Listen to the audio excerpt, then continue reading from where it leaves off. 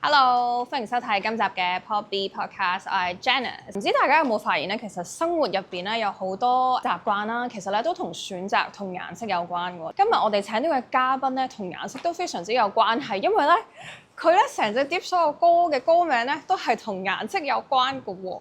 歡迎 Amy Lo。Hello，你好啊，大家好，我係 Amy Lo。頭先我哋開頭嘅時候咧都講咗，即係一起身好似已經有好多嘢要揀咁樣啦。咁想問下 Amy，其實係一個有冇選擇困難症㗎？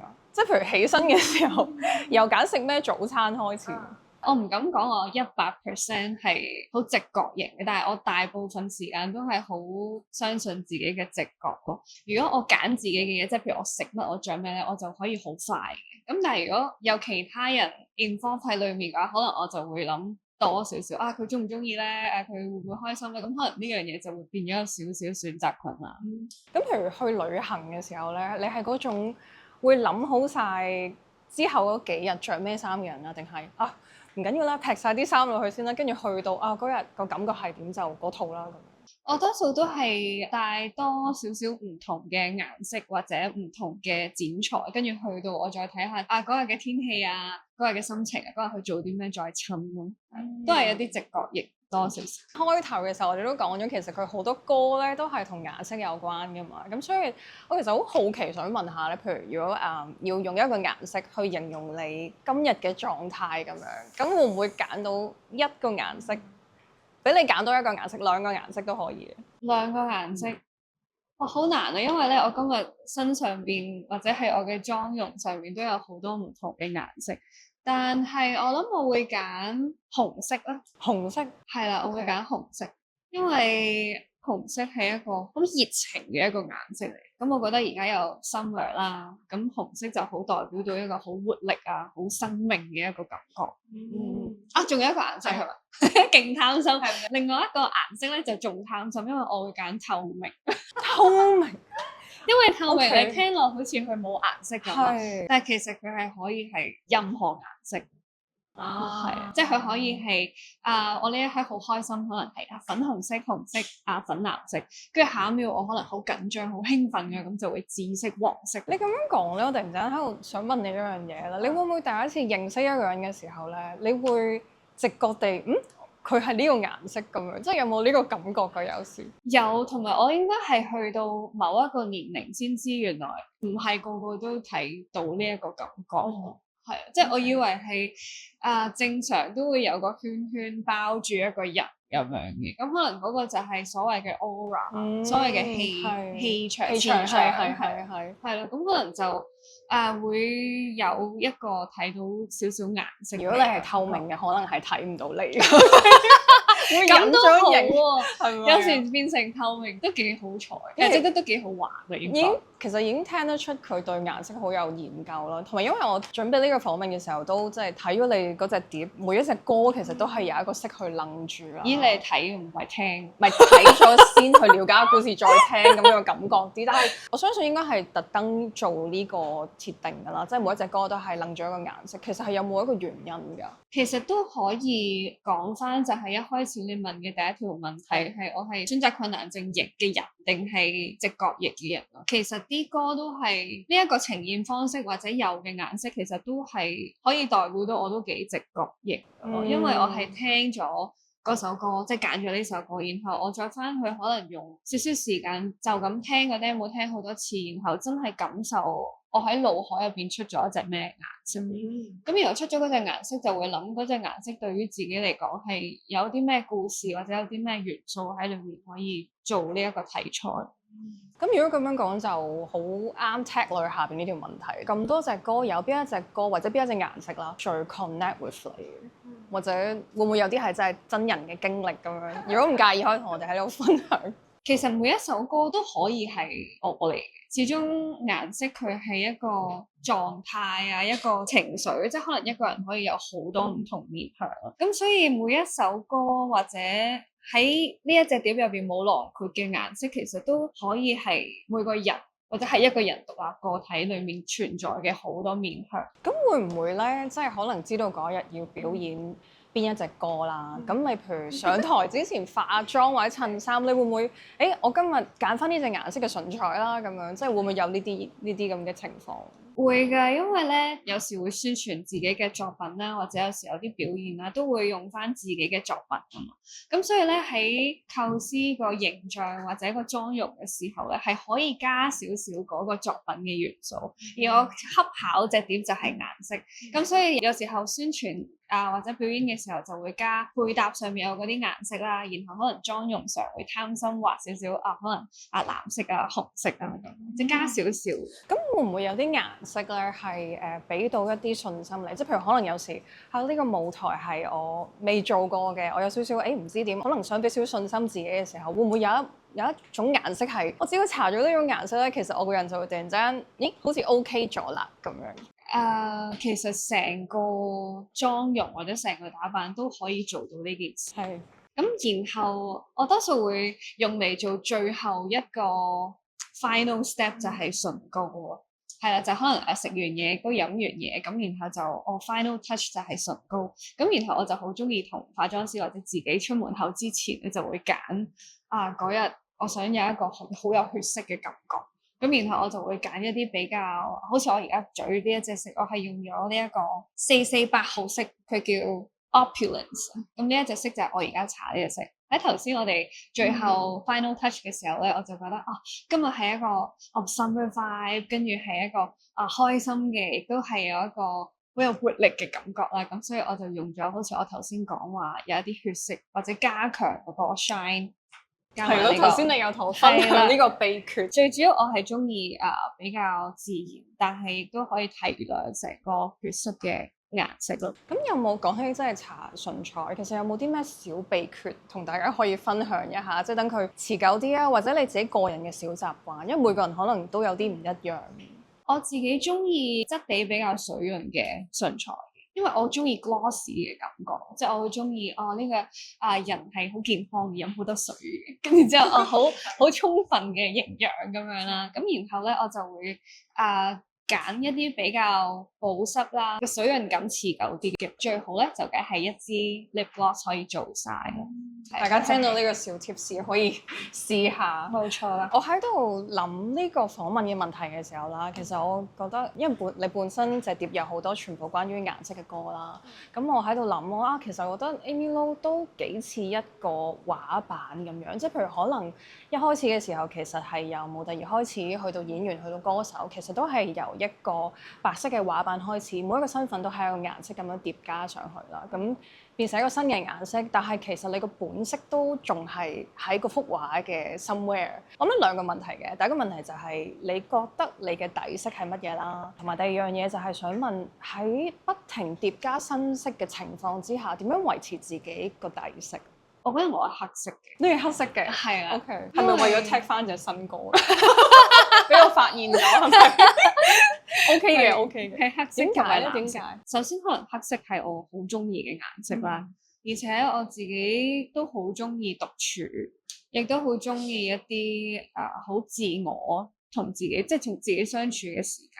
咁我覺得呢一樣嘢就最令我最舒服。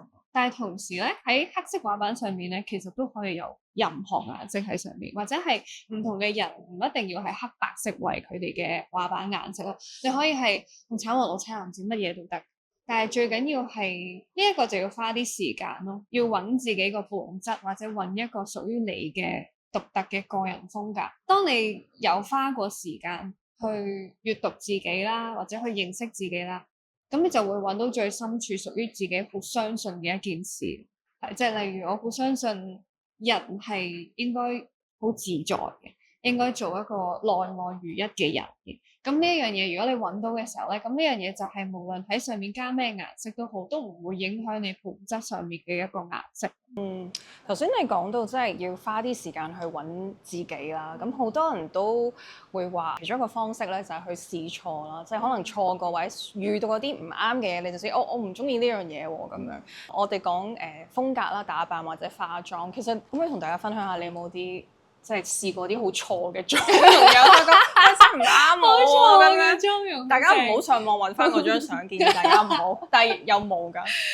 嗱，我拋磚引玉先，我自己講先，即係譬如我係試過可能中學嘅時候好興電攣啲頭髮嘅，咁樣好似我今日咁。係啦，我係冇辦法 carry 到呢一個，跟住我就電攣咗啦，跟住咧就爆炸頭咁樣，就發覺哇，其實真係唔係好啱我，咁我自此就知道哦，原來呢樣嘢係唔啱我嘅咁樣。咁 Amy Lo 有冇呢啲經驗可以同大家分享？我係貪玩啲嘅，你可以話接受能力高，但係同時亦都可以係有少少硬頸咯。就係咧，如果我當下我中意嘅話咧，我係唔會理人哋話俾我知靚唔靚。即係如果嗰一刻我覺得我係哇我爆炸頭，可能大家會覺得哇你個頭咁樣嘅，或者同隔離嗰個直頭髮嘅女神嘅存在好似唔係好似喎。咁但係最緊要係我知道我自己點解要做呢個決定。點解我要剃咗個頭咧？點解我要鏟青，或者點解我要化一個好 smoky 嘅眼妝，或者我今日中意係好自然嘅，甚至乎係我只需要去理我皮膚嘅 texture， 加少少血色。即係我覺得最緊要係你做決定嗰下係無悔嘅，即係你做嗰下就覺得OK，我今日要咁樣做，我要 put on a lip gloss and an attack 咁，即係呢個就係我今日嘅宗旨啦。咁樣可以係任何嘅造型。最緊要係有信心咯。其實係點樣去建立呢份自信？因為我覺得講起呢樣嘢好啱時下好多女仔啦，尤其是咁我點樣去好似你咁有自信？我揀咗呢個妝容，我就相信其實係適合我噶啦。譬如你嘅經驗我係點樣去建立呢一份自信嘅咧？咁都真係要有少少經驗嘅。即係我都唔會係覺得左右唔同顏色，你覺得好開心就出去，咁其實都得嘅即係呢個冇 judgment 嘅。但係就可能都會係，如果我自己親身經歷嘅話咧，咁我又好中意玩嘅，咁加上我嘅職業啦，又會容許我成日有好多唔同嘅造型啦，咁我就會試到好多唔同嘅感覺啦喺我身上邊，咁我就成日都會今個造型我攞少少，下個造型我攞少少，我中意嘅嘢，咁我就自己可以拍埋一齊。我今日想要紅色、黃色、藍色，係啊，即係呢個都係一個大膽嘅表現咯。所以真係唔好驚，最緊要 enjoy。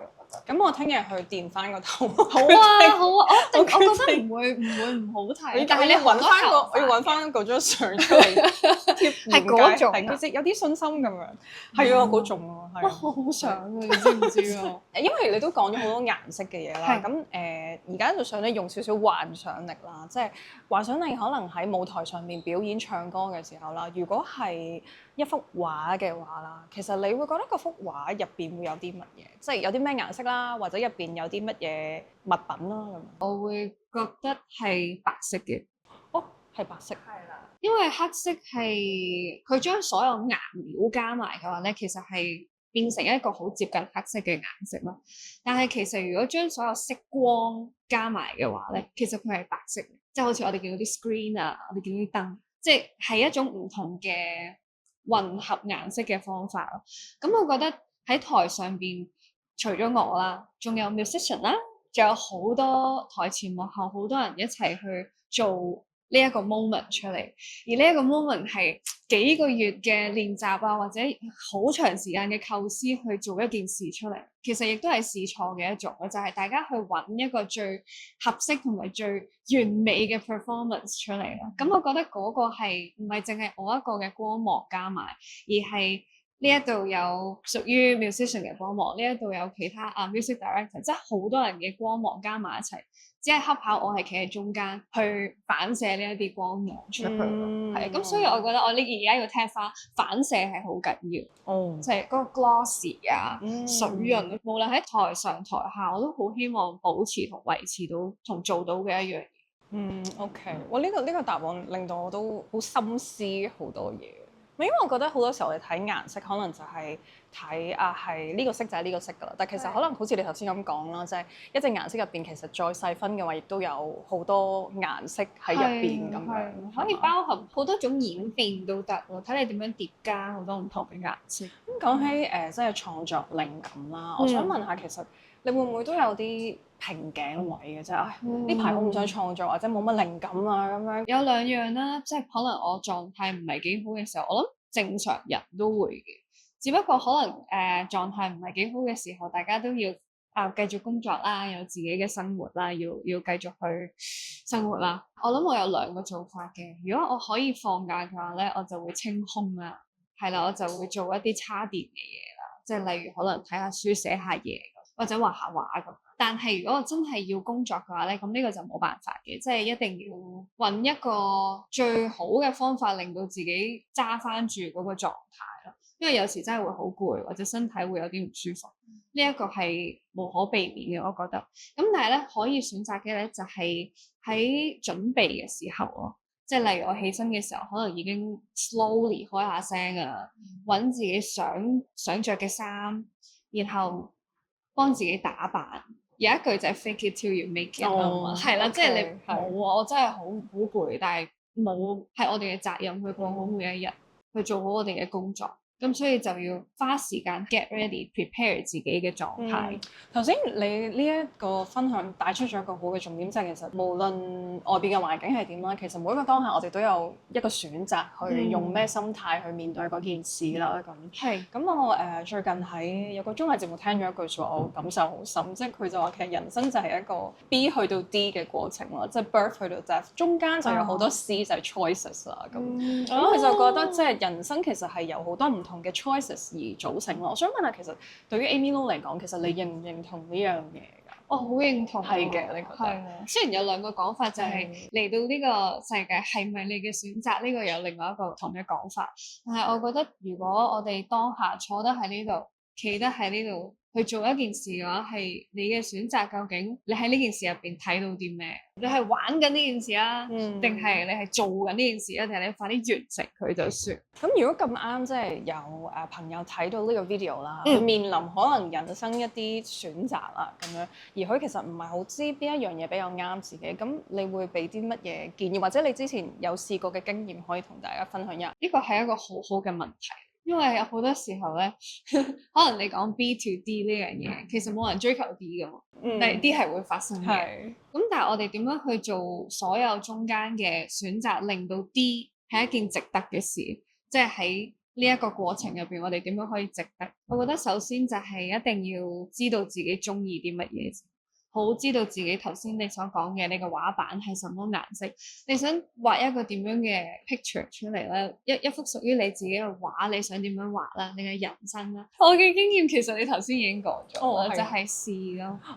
OK，即係咩都試咗先咁樣。係，但係大前提就係頭先講嘅揾咗自己中意嗰樣嘢先，然後個本質你一好清楚嘅時候，其實咧就會自然好 focus 喺嗰樣嘢。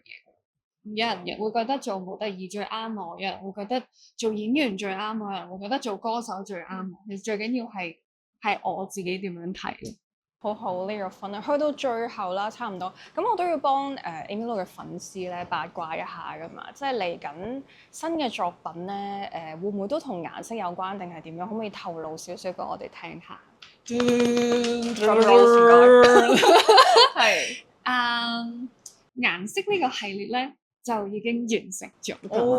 OK。係啦，嚟緊嘅作品咧，就希望再探討多啲自我呢樣嘢，係一個關於自己嘅旅程係嘛？因為我有睇過你之前啲訪問，你都其實對尋找自我呢樣嘢有好多諗法，或者人生啦，你有分享過，你有睇尼采啊、康德一啲 writings 啦，亦都即係知道你去過不丹，有做過一啲冥想嘅時間。咁我相信都係。可能除咗做本業以外，其實你覺得可能對你嚟講人生一個好大嘅追求就係，我想揾到自己嘅本質係乜嘢？係同埋呢一個大嘅主題，我覺得就係一生都要探討㗎啦，即係唔會做完就完。係啦，但係至於即係音樂對我嚟講都好係一個狀態嚟嘅，即係顏色亦都係。咁我就會覺得可能好講當下究竟探討緊乜嘢嘅狀態咯。而我而家可能探討嘅係一個對自我有幾誠實嘅一樣嘢。呢樣嘢我覺得好難。係啊，人係最難對自己誠實。係啊，好多時候係。而且亦都要經過好多向內發掘嘅嘢，而呢一啲情況有好多時候都未必係最舒服。咁頭先你講嘅種種，我哋都會喺你下一個作品嗰度聽到或者睇到㗎，係咪㗎？係應該會，希望啦。好，咁今日好多謝 Amy Lo 啦，亦都期待佢嘅新作品啦。咁我哋希望下次再有機會同佢傾偈啦。Thank you，拜拜。